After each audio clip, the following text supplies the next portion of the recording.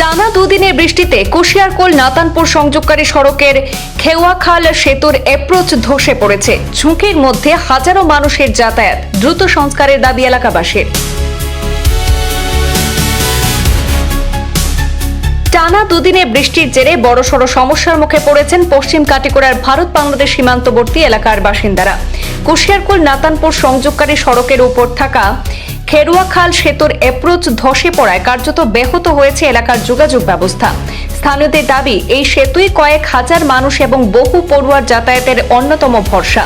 Approach ধসে পড়ার ফলে প্রতিদিনের চলাচল এখন অত্যন্ত ঝুঁকিপূর্ণ হয়ে পড়েছে। এলাকাবাসীর আশঙ্কা, দ্রুত মেরামতের উদ্যোগ না নেওয়া হলে যে কোনো সময় বড় ধরনের দুর্ঘটনা ঘটতে পারে।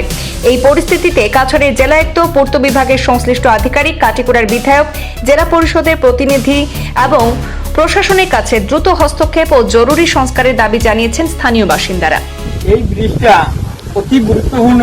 প্রত্যেকদিন স্কুলের ছাত্র, অফিস কর্মী আর নিত্য প্রয়োজনীয় মানুষ, দিনমজুর মানুষ যাওয়া হওয়ার বড় অসুবিধা বর্তমানে। যে কোনো সময় এখন তো পুরা বান্ধি গেছি, উপরে মাটির পরত একটা রয়েছে। ওই হিসাবে প্রশাসনের কাছে বিনম্র অনুরোধ জানাই। আর পিলাউডি রুরাল রোড ডিভিশনের এক্সিকিউটিভ ইঞ্জিনিয়ার ও এসডিও, আপনারা অতি সত্তর সরজমিন আইয়া দেখিয়া বিহিত ব্যবস্থা নেওয়ার লাগিন আমরা অনুরোধ করি। আর এই 4-5 হাজার মানুষের পক্ষ থাকিয়া এখন এখানো যে কোনো সময় অঘটন ঘটিব, বাচ্চা কাচ্চা পড়িয়া মরবা।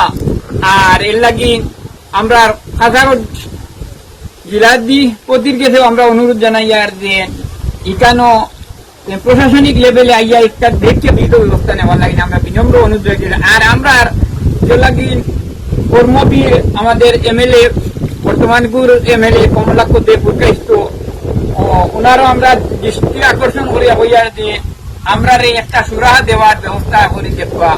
আর এই বলিয়ে আমরা